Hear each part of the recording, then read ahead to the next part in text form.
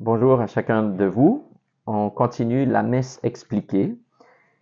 Et la dernière vidéo expliquait davantage l'offertoire. On s'était arrêté à l'offertoire, le don de soi, les dons aussi de la terre qu'on offre à Dieu pour qu'il vienne les transformer. Donc, il y a toujours cet aspect d'offrir quelque chose dans le but d'une transformation aussi. Alors, on offre le pain et le vin que Dieu va transformer pendant l'Eucharistie. On offre en même temps nos vies. On parlait de la quête la dernière fois. C'est une manière de s'offrir. L'argent qu'on a obtenu, c'est par le travail. Donc, le montant qu'on donne représente du temps de travail, du temps de sanctification pour la gloire de Dieu. Alors, dans différentes religions, il y a toujours cet aspect-là aussi du sacrifice, d'offrir quelque chose à la divinité. Avec la foi chrétienne, Dieu demande qu'il n'y ait plus d'offrande de manière sacrificielle, par exemple chez les Juifs, en offrant des animaux. Alors, il n'y a plus cet aspect-là. Il n'y a pas non plus ce désir d'offrir des aliments et que les aliments vont se perdre en disant on l'offre pour la divinité, même si ça se perd. Il n'y a pas cet aspect-là chez les catholiques, c'est l'inverse. C'est Dieu qui s'offre par amour pour nous sauver. Et tout ce qu'on fait, toutes les offrandes qu'on apporte avec et pour Dieu, en fait, c'est davantage nos vies. C'est ce qu'il souhaite, que nos vies soient une offrande, comme saint Paul va le dire, que ce soit une parfaite offrande devant Dieu. Et dans le livre d'Osée, au chapitre 6, quand le Seigneur dit « c'est la miséricorde que je désire et non les offrandes », c'est toujours beaucoup plus important de convertir notre cœur. C'est le plus beau cadeau qu'on peut faire à Dieu, plutôt que de lui offrir du matériel ou même de l'argent. Dans la messe, il y a l'aspect sacrifice. Avec les années, on a voulu enlever cet aspect sacrificiel de Dieu, du Christ, qui se donne.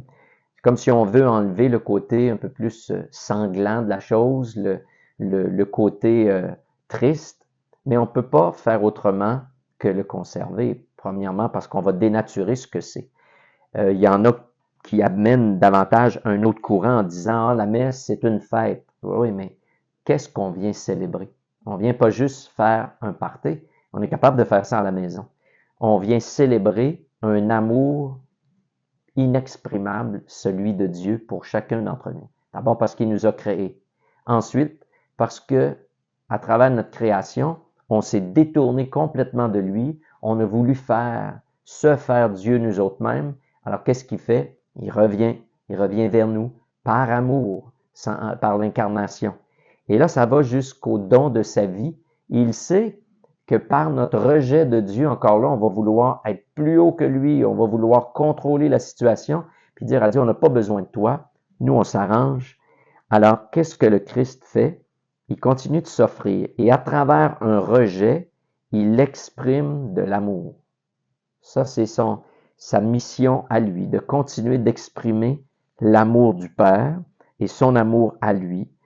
Et encore là, pour que l'Esprit Saint puisse venir se manifester par après.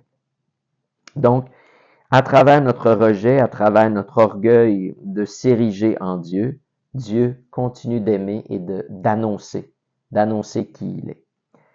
Et juste le mot hostie, hostia en latin, qui veut simplement dire victime. Alors, c'est pas pour rien qu'on appelle ça une hostie. On reçoit la victime par excellence, non pas celle de l'Ancien Testament, où on veut apaiser la colère de Dieu, mais dans le Nouveau Testament, le Christ crée une nouvelle alliance où il est en train de nous révéler qu'il n'y a pas besoin d'être apaisé pour ne pas qu'il soit violent. Il est en train de nous révéler qu'il est le Dieu d'amour et pas le Dieu qui a besoin que notre petit sacrifice le calme ou lui apporte une sérénité. Tout ce que Dieu cherche, c'est notre réponse en retour, qu'on l'accueille et que ça transforme chacune de nos vies. Alors, c'est la signification de l'Eucharistie. Alors, il devient présent dans l'Eucharistie simplement pour nous. Il continue de s'offrir génération après génération. Et nous, on a à s'unir à ce sacrifice. C'est cette manière qu'on peut offrir au Seigneur. Hein.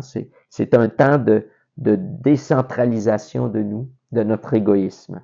C'est le temps d'offrir quoi? D'offrir notre vie entière, d'offrir nos souffrances, nos blessures, nos questionnements, notre travail, nos peurs, nos craintes, à travers une société des fois qui nous inquiète, qui a toutes sortes de valeurs autres que celles de Dieu.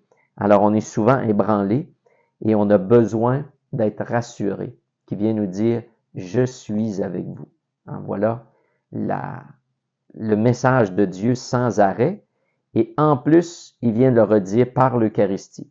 Les sacrements sont l'actualisation du fait d'entendre Dieu qui dit « Je suis avec toi » et je viens réparer ce qui est blessé, ce qui est brisé à l'intérieur de toi. Donc, l'Eucharistie est le moment de la transformation de Dieu. Il y a un petit geste que le prêtre, un petit geste spirituel qui est devenu spirituel au fil des années, où lorsque le prêtre prépare les offrandes, il reçoit le pain et le vin. Anciennement, on mettait de l'eau, comme on dit, on coupait le vin parce qu'il était trop épais pour pouvoir le conserver. Il n'y avait pas d'agent de conservation. Donc, on coupait le vin avec de l'eau. Alors, on a gardé dans la tradition de mettre un peu d'eau dans le vin. Aujourd'hui, on en met une goutte. Mais les pères de l'Église nous ont amené, lorsqu'il n'a plus eu ce besoin-là, ils ont amené la question spirituelle.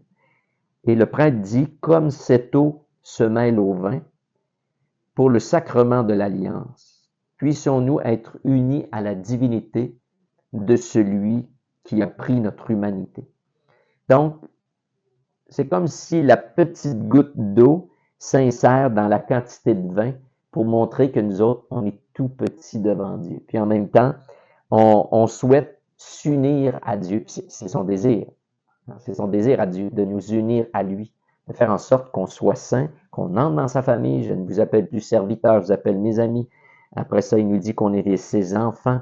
On est enfants de Dieu. Donc, il y a ce désir sans arrêt répété de la part de Dieu de nous unir à lui. Et Saint Cyprien, dès le IIIe siècle, il va dire, si quelqu'un n'offre que du vin, le sang du Christ se trouve à être sans nous.